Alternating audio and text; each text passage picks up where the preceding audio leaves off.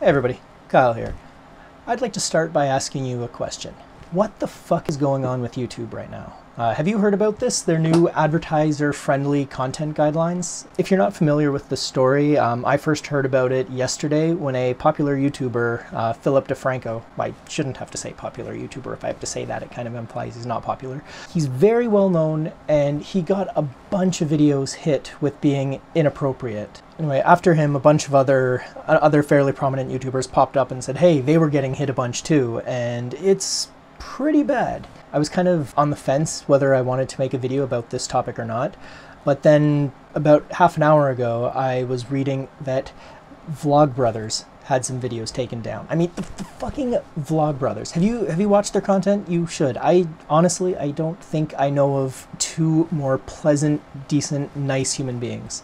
I've never met them in person, but if they're only a tenth as nice as they are in person as they are in video, they'd still be among, you know, the top half of my nice friends. That sounded better in my head when I started talking and the words failed, but I think you know what I mean. Like, if the Vlogbrothers are considered too edgy for this new policy, I think we have a problem.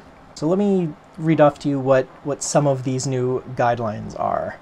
Content that is considered inappropriate for advertising. So sexually suggestive content, including partial nudity or sexual humor. I know YouTube exists on the internet, and there's a sizable portion who thinks the internet is for porn, and it's totally understandable that YouTube doesn't want their platform to go that way. I can agree with the intention of that rule, but sexual humor, where is the line drawn, and what's appropriate in one culture or another? In America, there's a certain four-letter word beginning with the letter C that is considered incredibly inappropriate. But try to talk to an Australian about that and see what they think about the word. There's a vast difference of what's appropriate and inappropriate across different cultures. Violence, including display of serious injury and events related to violent extremism. If I get really seriously injured, I mean, right after I call 911, I'm posting that shit to Instagram. Like, getting hurt and not posting it to social media is like eating sushi without Instagramming it first. You just don't do it. Inappropriate language? Oh, fuck. Harassment, profanity, and vulgar language. This sounds like something that should be easy to agree with, but let's just tackle harassment a little bit. If you browse around the internet, you'll notice there are certain special snowflakes out there who think that their opinions are the only ones that people should be allowed to have, and by criticizing those opinions, no matter how gently or forcefully or directly, is harassment. What is the definition of harassment? Are you calling someone out and repeatedly swearing at them and threatening them? Because, yeah, there's no place for that shit. If you're doing that, you're a scumbag. But if somebody is saying something profoundly stupid, as a decent human being, I think it's kind of your responsibility to let the world know why that idea is profoundly stupid. We shouldn't have to work around sensitive subjects. We should be able to address ideas directly. Again, profanity. I like to think of profanity as a form of verbal punctuation, where if you drop fucks all the time, fuck, it loses all its power. But there are other times where profanity might be the only way to land a joke, or it might really emphasize a point. For example, if you're trying to sound forceful and angry, and you use the word poop, it just doesn't work. Or if you drop the P, poo, it's still, you walk in, oh, look at this ridiculous pile of poop. No, it loses the flow. Watch the movie Armageddon. It drops one F-bomb throughout the entire movie.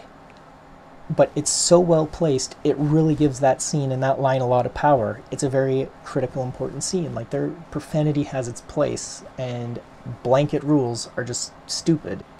Zero tolerance means zero thought. Promotion of drugs and regulated substances, including selling, use, and abuse of such items. And that's hard to criticize Look at me. I'm doing drugs. Caffeine is technically a drug. Is this a problem? Now we get to the one that bothers me. Controversial or sensitive subjects and events, including subjects related to war, political conflicts, natural disasters and tragedies, even if graphic imagery is not shown. So that means if something terrible is happening, even talking about it is not okay. So I guess that rules out news and journalism. Freedom of speech applies to the government, not private companies. You have every right to do what you want. But I still think as a major platform where a lot of these discussions take place, you have a lot of power and a lot of influence. And by really tightening up your control of that platform, I think you're doing a great disservice to the dialogues that people are able to have.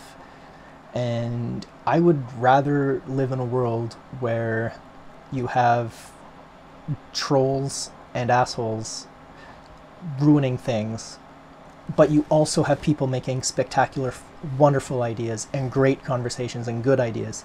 I would rather have that than just bland monotony everywhere. You can have peaks and valleys, or you can have monotony. I really don't think you can have the spectacular heights without also having the corresponding epic failures. And every time you try to mitigate disaster, you eliminate the possibility of spectacular success.